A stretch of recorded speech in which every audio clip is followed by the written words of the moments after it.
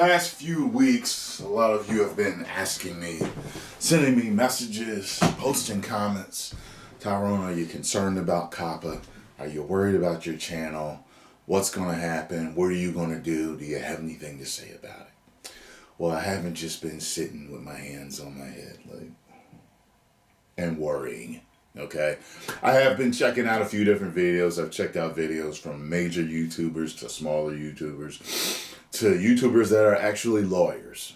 Okay, and the first thing I would say is that make sure that if you don't want to miss any of my videos, period, point blank, that you click the links in the description box, and I'll also post them in the comment section, to my gaming channel if you don't want to miss any gaming, because all gaming is over there right now, and any of my regular videos, period, on my backup channel. So subscribe to both of those, because with things being in limbo, we don't know exactly what's going to happen. And if something were to happen to this channel or any of the others, at least you would be subscribed to one or two. You know what I mean? And you would be able to still catch the content. So, what I've gathered from everything is that if you make videos that are strictly for children, I've seen videos say that you're going to lose up to 90% of your revenue. That is incredible. Apologize for that. I mean, that is like, if that is true, that will absolutely destroy a channel's revenue.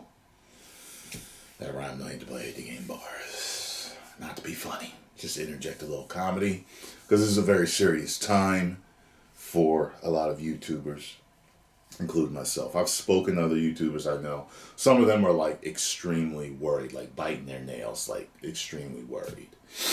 However, if you have content that is mainly made for adults, you're pretty much fine. But then there's the little caveat of if they find videos that are made for children on your supposedly adult channel, then you could be in trouble and get fined. You see what I'm saying?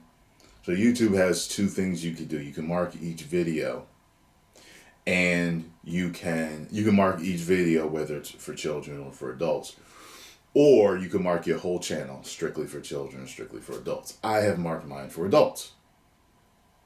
My videos are made for adults. My videos are made for people that are not children. My videos are made for teenagers to adults on up. And I'll prove that to you by showing you my analytics for the lifetime of my channel. And as you can see, my biggest age group is 18 to 24. Okay? My second biggest age group is 25 to 34. My third biggest age group is 35 to 44. And then coming in at fourth place is 13 to 17. 13 to 17 is the age range that many YouTubers believe that children below 13, because you can't have an account unless you're 13. So if they're a child watching, they probably say that they're 13 or a little older to get that account. So if there's anything skewed, it's most likely the 13 to 17. You can see by the top three that I am nowhere near a children's channel. Okay? And many of you know I'm not a children's channel. You know this. So I'm not particularly hugely concerned, but there's a little bit in there, because you like I said, there's that unknown. You don't know what's going to happen after January 1st. You don't know what's going to happen. So That's pretty much where I am at it. I can't worry myself sick about it. You know, when you have skills that you've obtained through your life, I learned when I used to sell cars that this one guy told me, and you know, I'll never forget this. He said, I don't care if they fire me because I'm a salesman. That's just how he said it to me. He's like, you got me? And at first I didn't, because I was really wet behind the ears. It was my first thing. I was like, well, yeah. And then he like kind of cut me off. I can go anywhere and sell cars. I was like, yeah. So it's kind of like that. I have a lot of skills that I've acquired over my lifetime. You know, I'm an entertainer. You know, people find me funny. I'm a good actor. I have sales experience. And I have a bunch of other experiences that I've obtained throughout my life. So, I can always do something else if I ever needed to. As a matter of fact, I make less money on YouTube than I did when I was at my height of sales. You get me? Some people think that I make more money than I did when I was in sales. No. When I was at my absolute best in sales, I was making more than I do on YouTube. But the difference is I love YouTube. I love entertainment. I know a guy specifically that he does a ton of extra work on movies. That's how he supports himself. If YouTube were to absolutely go away, yeah, I can make channels on other networks, and I could do extra work, and you know, I've met some great people in voiceover. You know, there's a lot of things that I can do. That's why it's really good for no matter who you are as a YouTuber, that you have other avenues to explore if something were to happen, God forbid.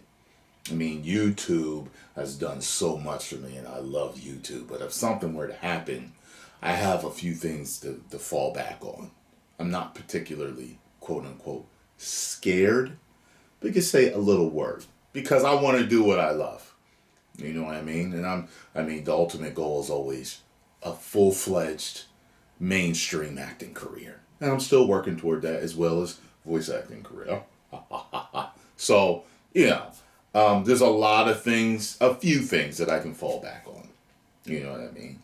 And somewhere I can make more money than what I'm doing now. You know what I mean? So, except for the mainstream acting. You know, mainstream acting and the voiceover thing is those two things right there. You know, now you can make millions in sales, but they're usually more high-level stress sales, which I don't like to deal with. I can deal with medium level, but not high level. I'm not going to jump out of a window over a sale. You know what I mean? Some sales really age people, and I'm not, you know, I'm looking to have a nice, stress-free, for the most part, life. You know, so don't be concerned, guys. At least not about me. I'm going to be all right no matter what. Yeah, that's what I got to say about Coppa. Stay tuned and make sure you subscribe, just in case, to the gaming channel and to my backup channel. 10 million subscribers. Woo! You may now subscribe.